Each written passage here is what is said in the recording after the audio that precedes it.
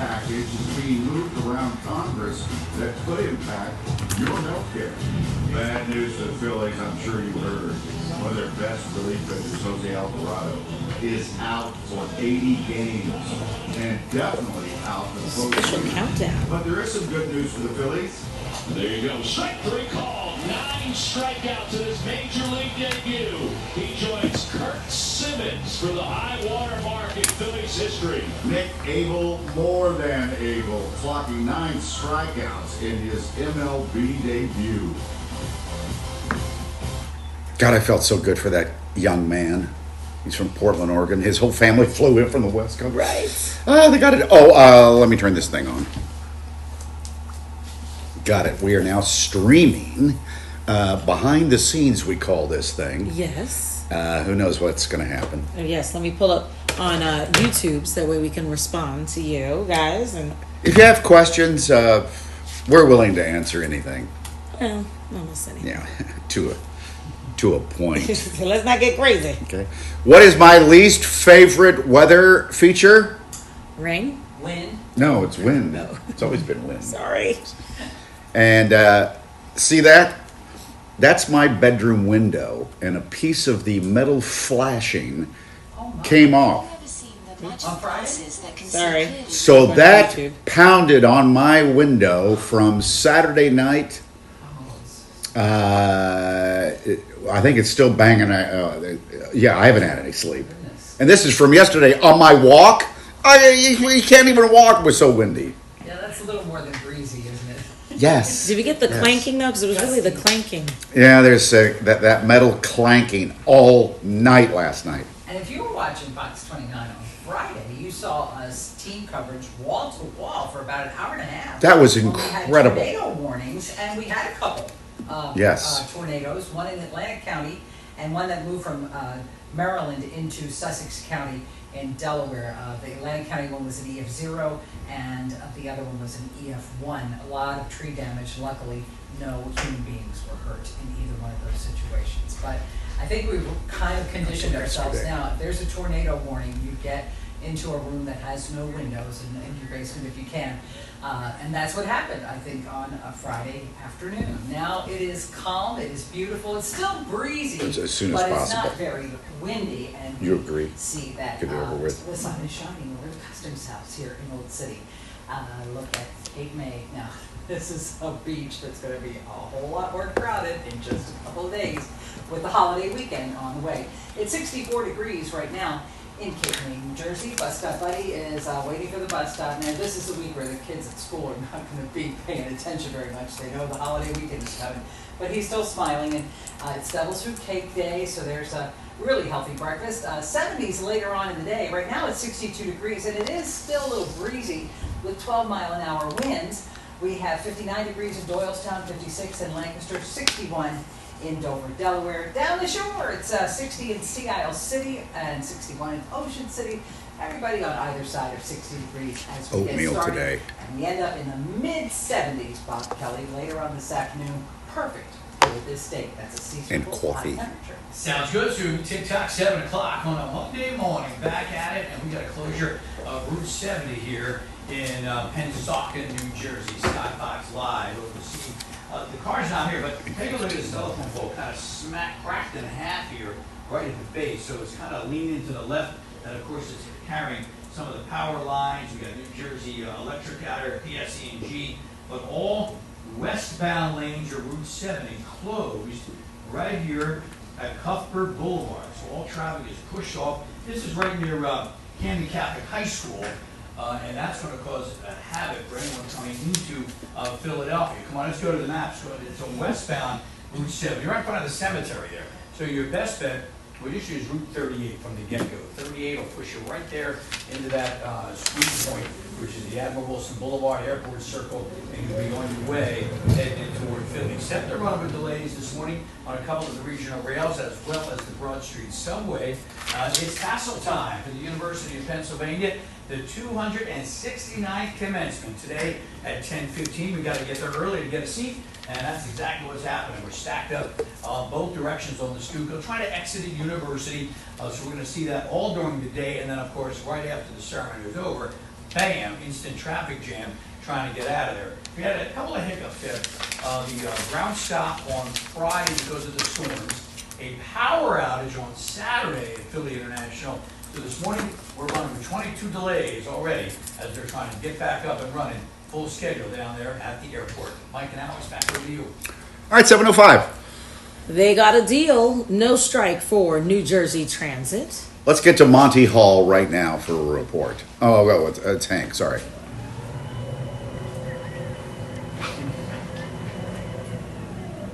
It's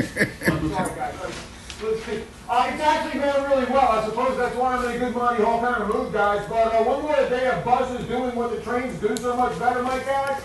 And New Jersey Transit trains will be running again tomorrow morning in earnest.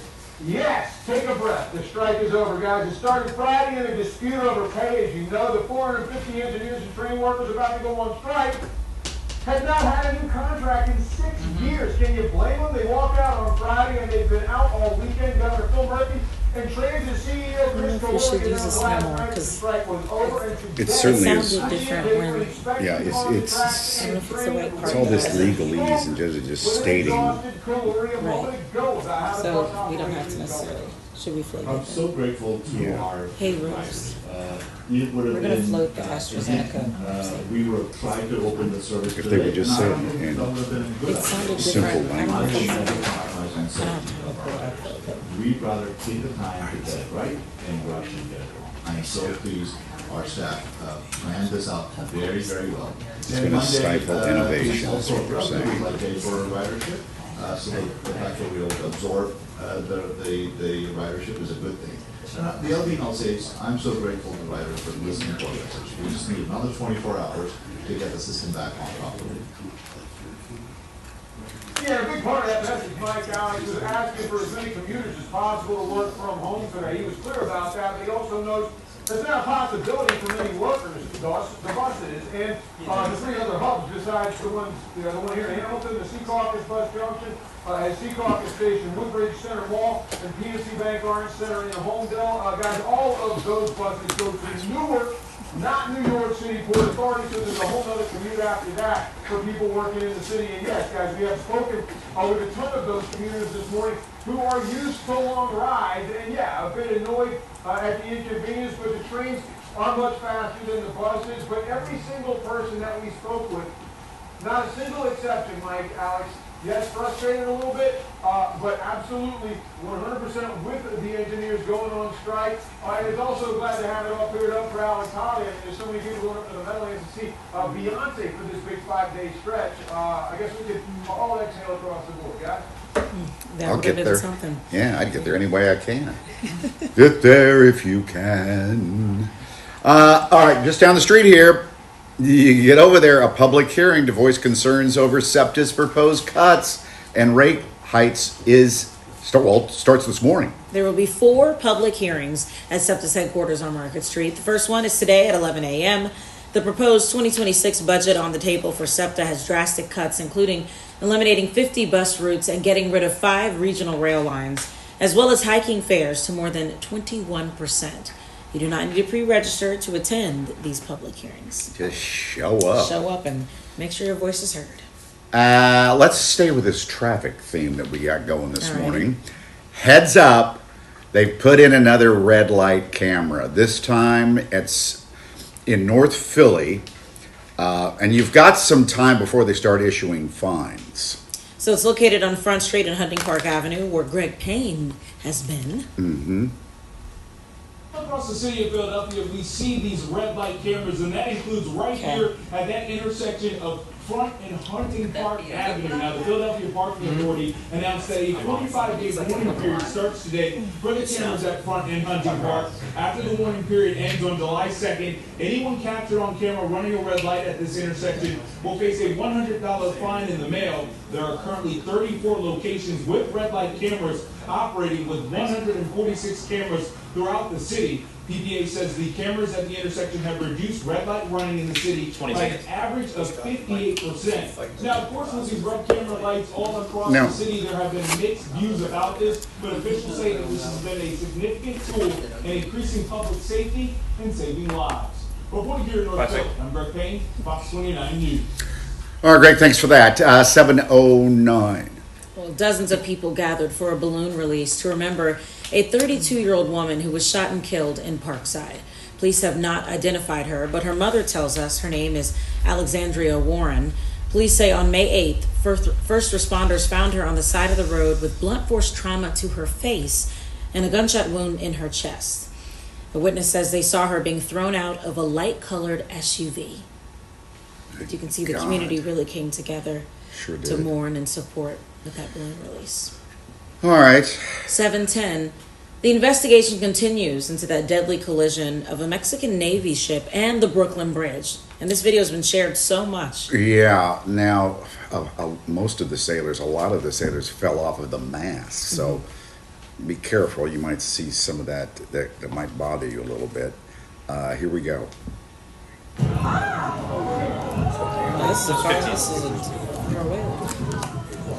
Yeah, Rose, I sent you a bunch of that were closer. I think it goes in. Oh, what were they doing on the...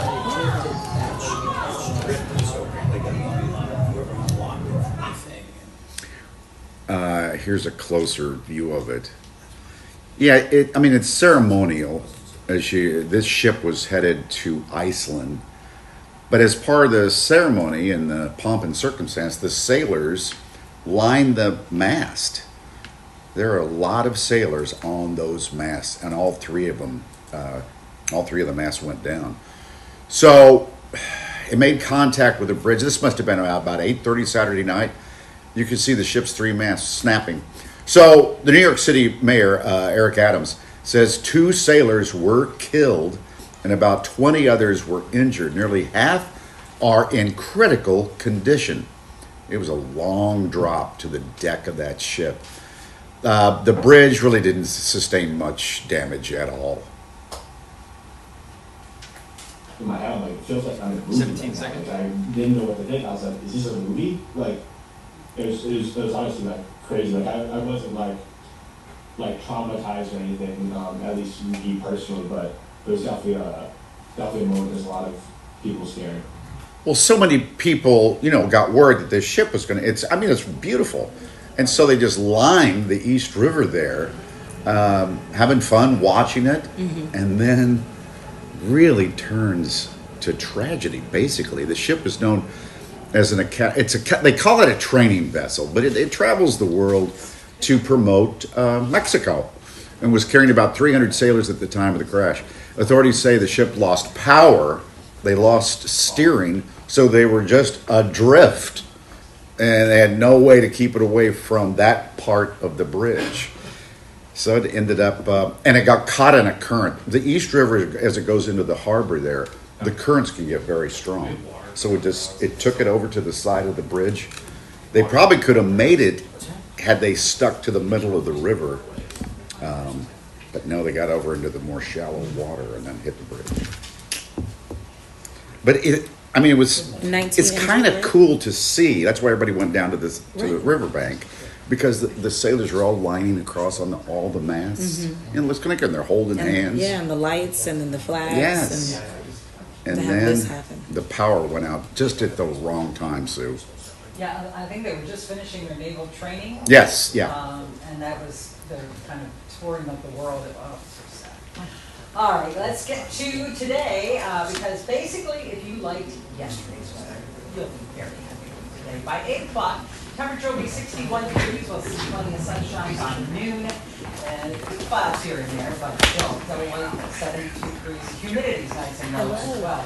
By 3 o'clock, we're in the mid-70s. Let me move my stuff. It's still light out. These are the longest daylight hours of the year, leading up to the first day of the summer.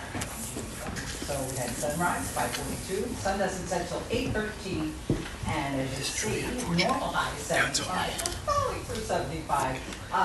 The cold front that came through over the weekend, that is long gone, and we're left with that lower humidity. Why wouldn't they have caught it early? Foxtrot Maybe they did. shows that Because of the there's election. nothing today and nothing tomorrow in the way of rain. But your PSA Just number waiting could for go Wednesday fast, and can't it? Thursday. But if we get this out of the way in the middle of the week, Yeah. Should be able to make those outdoor plans for the weekend. You see, it's on and off. It's a very slow-moving system Wednesday and Thursday. It's still with us probably through Thursday afternoon. And when all is said and done, 1 to 2 inches of rain from this system. Yesterday's high was 77 degrees. We were in the 70s. It was pretty breezy. But today, breezy, not as windy as yesterday. 75, 73 tomorrow. And the temperatures are really going to drop on Wednesday and Thursday with that rain. So it's not only rain, Bob Kelly, but it's a chilly rain. 2-day special. Could linger over Friday morning. But I know you have no shower happy hour on Friday. As long as it's out of there by my happy hour. So turn it fat. Good morning, everybody. 7:15 on this Monday morning. We got a problem on Route 70 westbound heading in towards Philadelphia. All lanes are closed. Right at Cuthbert Boulevard, right by Camden Catholic High School, there's a cemetery. Accident, car cracked in half. The telephone poles, the PSC&G are out there. If you're trying to get in towards Philadelphia westbound on 70, you're going to have to use Route 38. That'll get you into and around that airport circle. SEPTA running with some delays this morning here on the West Trenton, Chestnut Hill, on the Broad Street Subway. Sunshine on the 46 freeway coming in toward Philadelphia. But of course on Friday, we're going to go on the other way, heading down the shore, and I'm going to give you a chance to come down a little early. I'm going to go live Friday morning from Beach Creek, which is right there on Rio Grande Avenue in Wildwood, starting at 4 a.m. every Friday, all summer long, from a different shore town. We kick it off this Friday in Wildwood. I'm working on some free bagels and coffee. That's what you're working on? I'm working on free bagels and coffee. But you always come through. Oh, yeah, definitely. But we got to get something going. We got to get some free bagels. Don't make us disappointed in you, Bob. You will not be disappointed. 7:16 now. Well, there are some major concerns surrounding Medicare, Medicaid, as that big tax package is being moved around Congress. They made some moves last night, as a matter of fact. They sure did, and to move it forward. So the administrator of the Centers for Medicare and Medicaid Services, Dr. Oz, is here with us this morning. So what do we call you now? Is it still Dr. Oz or Director Oz? Mr. Administrator? You're my friend, so call me Mehmet. Good to see you. Good to see you. God, I All haven't right. seen you in a couple of years now. Although the studio looks the same. Oh, well, we're all the It's great. same. We don't advance. We don't move on. It's just us. So, why are you in Philly? Well, I mean, I live in Philadelphia. Right. I just don't get to come home that often because we all had to move to D.C. because everyone has to work in the office now. But I was back home seeing. We had our grandson's birthday party over the weekend. Awesome. So that made it festive. But most of what I do is try to figure out how to take care of the most vulnerable. You ask me what to call me? That's what I do for a living. The official title is the administrator of CMS, which is Medicare, Medicaid, all the Right. exchanges, CHIP, which is a kids program. But if you walk into the building where Bobby Kennedy and I reside, the Health and Human Services building, there's a quote up on the wall from Hubert Humphrey. The building's named after him. And it says, it's a moral obligation of government to take care of those at the dawn of their life. Those are the babies, like my grandson. Those are the twilight and zenith of their life, at the very end, the seniors. And then those who are living in the shadows.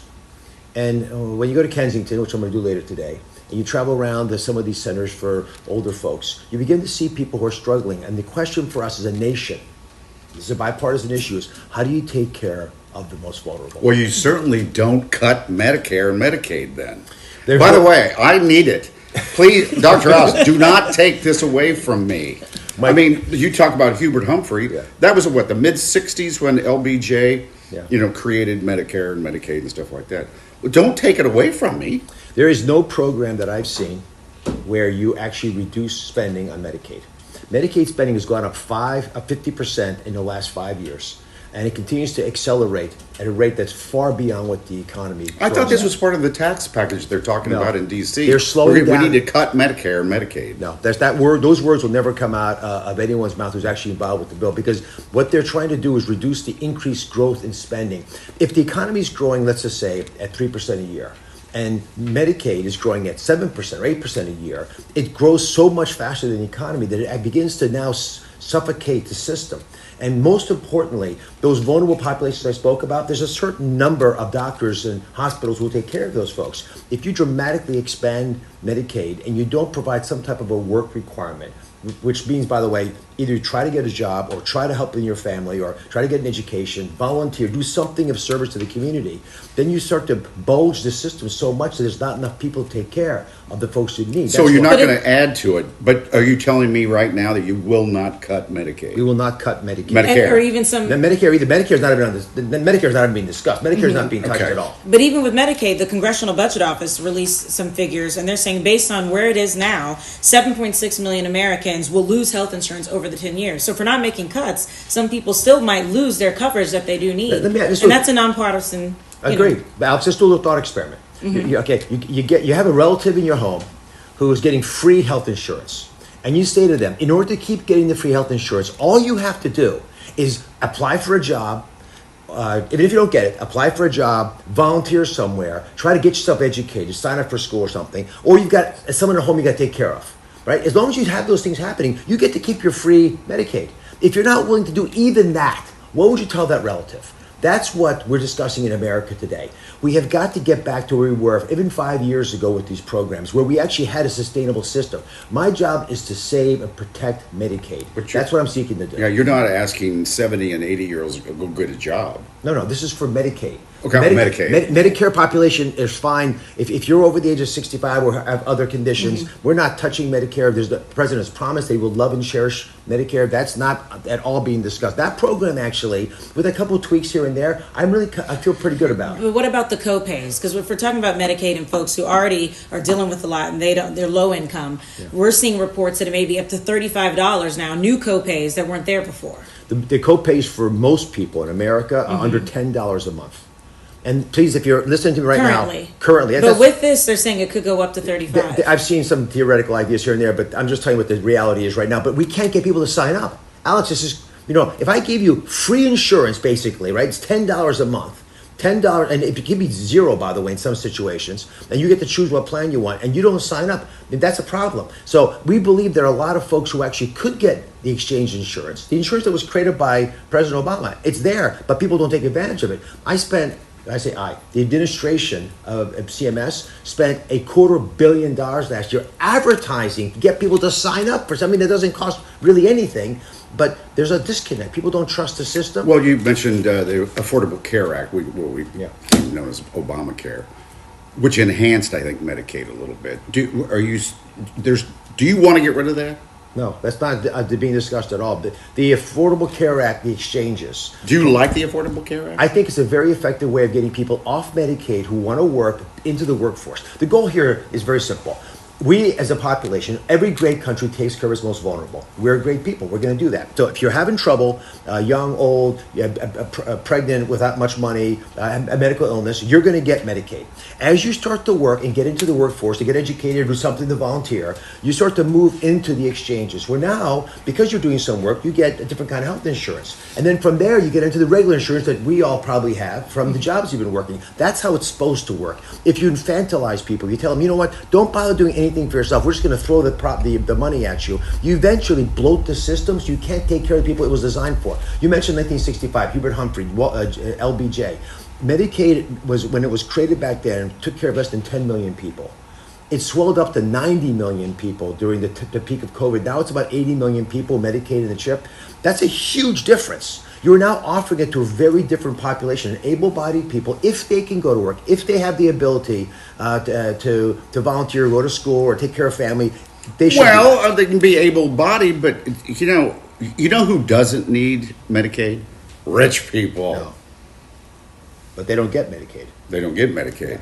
The other thing, can I touch on one last topic because I got your attention? It's hard to get his attention. Yes. Sorry. Tell me about it. But the fraud, waste, and abuse. This is something that is also clearly a bipartisan need. We have not policed the system well. And so because of that, for example, we have many people who are enrolled in Medicaid in multiple states. We actually have people who are enrolled in Medicaid and in the exchanges. We talked. Are you going to go to this thing where so many people, dead people, are still on the roll? They're still on. Well, that's true too. That's not what the big problem is, though. That's not the big problem. The big problem is you're in Pennsylvania, you get Medicaid here, then you move to Jersey, you get Medicaid there, and which state is actually your Medicaid provider, and the federal government pays for both. That's $1 billion a year between that and the exchanges duplication. Those are the kinds of things we can do a better job on. And also, we don't want Medicaid paying for housekeeping expenses. We don't want them paying child care expenses. Medicaid is for health expenses for people who desperately need it. Again, the vulnerable. Well, if you expand it beyond that, you cut cause that problems. fat out. Oh, I like that. Cut the fat. Yeah.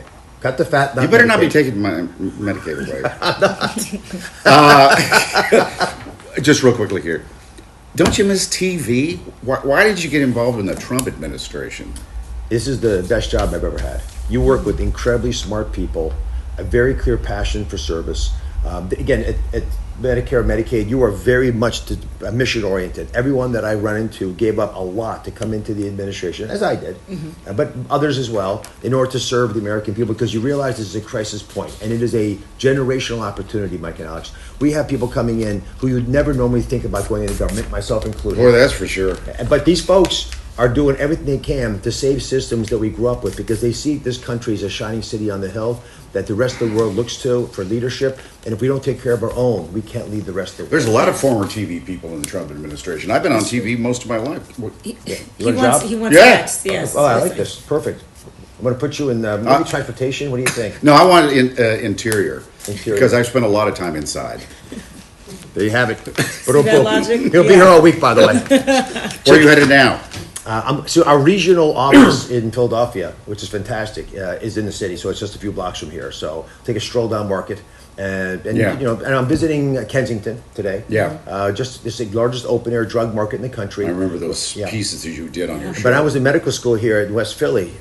Kensington was not like this at all, No. and that's changed dramatically. I'm going to visit a PACE center. Do you know what that is? Where it's a program for caring for older folks. Yes. The idea is to keep them out of nursing homes by providing community to them. This is how you do healthcare right. Do what's human society's always done. Embrace older folks, love them, cherish them, make sure that they feel connected to the community. Those were the blue zones come out. I remember, yeah, The yeah. place where people live 4 years longer than they do. That's right. 4 times longer to age 100 than they do in the We U.S. have one of them in the U.S. Yes, we do. Loma Linda. Loma Nice Linda. job. Yes. Yeah, Loma But Linda. Sardinia, Costa Rica, what do they do in common? The older folks get together, they're revered, and they talk and Dr. connect. Oz, There's you've been in community. television. You've worked in television. We're getting The rap. rap, Oh, yes. I'm not. Over. I don't have it. He doesn't have an Over. earpiece I in, don't so he have doesn't. it. Rap. There we go. Yeah, they're telling us. So we're going to take a Take break. care. Alex, take Thank you. Clear. You still have great hair. Yeah, the hair's mine. The color is my color. Yo, it's winning now. The color. At least we got good hair. Get one photo if you don't mind, Noah. I use this as evidence. You have an entourage. Yeah. You have no idea. Alex looks smart. Oh, sorry.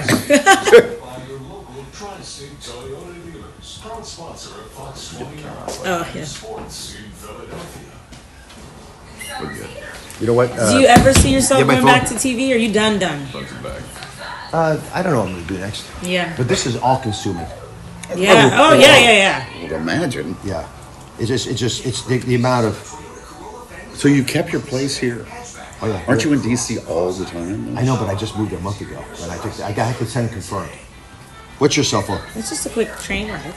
267. Oh, wait, hold on. Are we still Oh, on? no, sorry. We're streaming on the internet, so write it down. Or can we move the camera or something? Or Vince will give it to you. Sorry, I need just yours too. because the live Write your stream. number down here. Okay. We just can't Yeah, say it. Vince will give it to you because okay. we're live streaming on Yeah. YouTube, so I don't want to put that out. All right, good to see you. Thank you. Everybody else has their number. 1 minute, 1 minute. Oh, okay, so we're not. It's just Sue. Right to Sue? Straight to me. I believe we're going straight to you. No, Hold- no, we're hold going, on. you're gonna talk to Craig. Oh, it's Greg? Yeah, Craig. Oh, he probably met up with the mayor. Straight to Craig, all right? Okay, never mind, we're going, Of course. okay.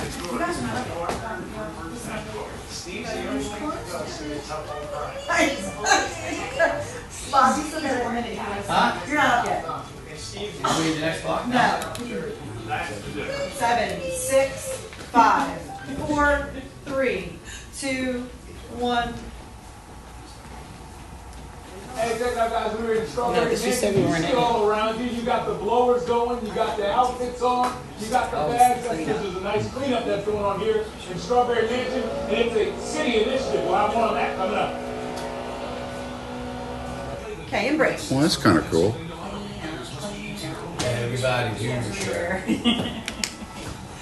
All right, now we're going right out to weather. Sue, you're up first, right out to weather. Yeah, I don't believe you now. Now we're done. Okay. Am I here or over here? What we got? You are. Let's go. I'm gonna guess from. You are coming again. Ah, for sure you got it. I texted you. Got it. We'll come back and do satellite hits as well from Washington. Oh, okay. So Okay, cool. It's probably the easiest way to do it. Yeah, that works. Less on you. Have a good one. Hey, Doc, take care. Good seeing you, man. You good?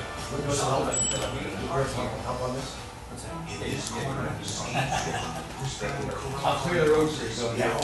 Take care. Still goes spot for tomorrow. Making Jersey City the state leader in affordable housing. 1 minute, too soon. In this corner, Donald Trump is going after our health care, education, and working families. Steve Smith, Trump. Trump is serving health care and housing, denying unfair tax rates. And you don't say That table was supposed to be outside. At Bob's, 100-year-olds like delivery driver also, they show up at $7.99. That's it. And then Mike goes out inside the patio. It's delivered in days, not days. 32, Sue. Bye. Back at you. Pass it along. I'm just not going to look at my mentions for the next 20 minutes. Yeah, I wouldn't. That's to say nothing. Are we still? I'm gonna say bye. Yes, 10, let's do that. 7, 6.